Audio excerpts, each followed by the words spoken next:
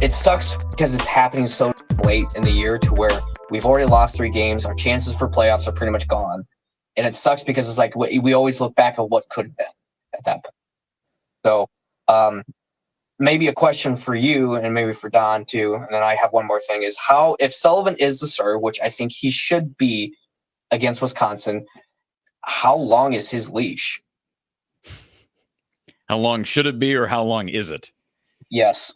I mean, okay, let me make this very clear. If Cade's actually dinged up, his leash is really long because I think there's a big gap right now from the coaching staff between Sullivan and Linez. Yeah, well, I was kind of hoping to see Linez near the very end, but they never put him in. But that's my point. So, if Cade's dinged up, he's got a really long leash. If Cade's healthy, the leash isn't very long, and I don't like that because Cade's gotten a really long leash. Like when Sully missed a throw early, I think he overthrew Seth Anderson on an out, one of his first couple passes of his game. I thought, and I even verbalized this. I said, "All right, he's going to make some mistakes here, right?" But Cade's been given a lot of mistakes, a lot of time, a lot of leash. So he should be given a good amount of leash.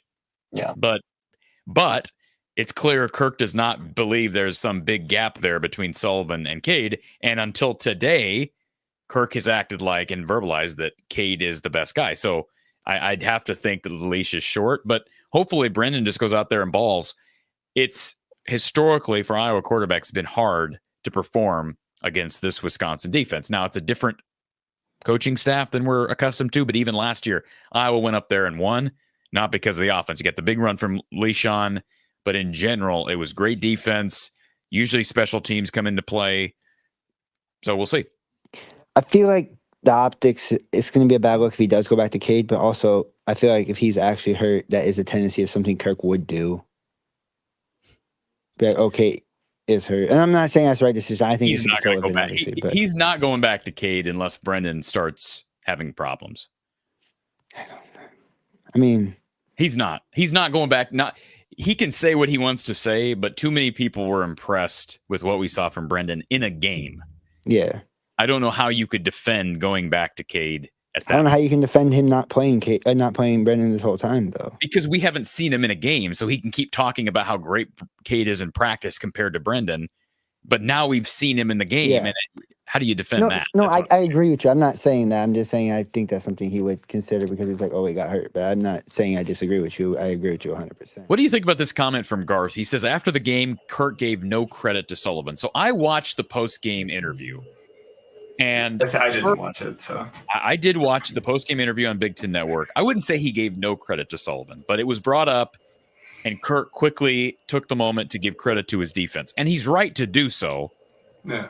But I understand why people are going to jump on that because they feel like Kirk is going to go out of his way to protect the guy that he initially thought was the best option.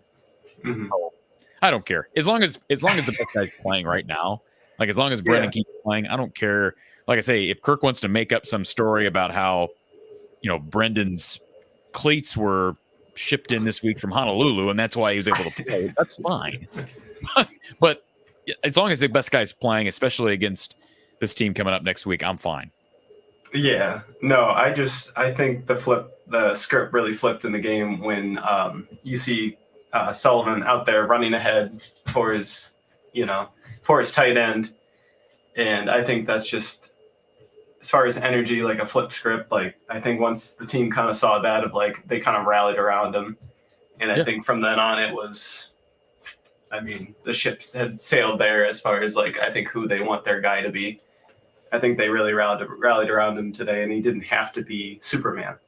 He just for the record, I said this earlier in the week. There was a reason why I had made the comment heading into this game that I thought there was a good chance Brendan played in the first half. I was told on Sunday that by the time that Michigan State game was over, there was a large group representation within this roster, within this team, that wanted Sullivan to play, Sullivan to get his shot. And I was even told, given indicators that caused me to believe that Tim Lester also wanted Brendan Sullivan. So I think this was all planned out. And the nail in the coffin were those two throws, one of which got overturned, but it was the two. Well. Yeah, those were just horrid pick. throws. The pick was the nail in the coffin. The pick six. The pick six. The pick six was. You just can't. I mean, Mike is absolutely right. I mean, Kirk, I'm sure, looked at. I mean, you can't give up points. I mean, that's one thing to turn the ball over, but when you're giving up points, I mean, you're down 7-3. That defense didn't give up anything, and they trailed. They trailed midway through the second quarter because Cade threw an inexplicable pick six right after Quinn Schulte had created an interception himself. The theme from people is he hinted. Let me just say, he hinted it was more head than knee. That maybe he got his bell rung, kind of thing. Right. So, well, there's going to be people, Tom, that just basically are saying they're going to call his bull crap on that and say he's not dinged up. That's just Kirk trying to protect Cade. And I'm not saying that there were people in the press box doing that. Not me. Okay. So, I mean, I thought it was a little. Remember 2 years ago? Was it 2 years ago at Northwestern when Spencer Petras was pulled for Alex Padilla? That was at Northwestern, and the same thing happened, right? Petras was out with an injury, but was playing poorly, and people had wanted a quarterback change. I think different situation here was that you have a much more seasoned guy who I have no doubt in what you just said, Tom, that they had planned to play him. I think they're Kirk's being 100% honest in that. I thought go Tuesday gave indicators of that. Would you agree?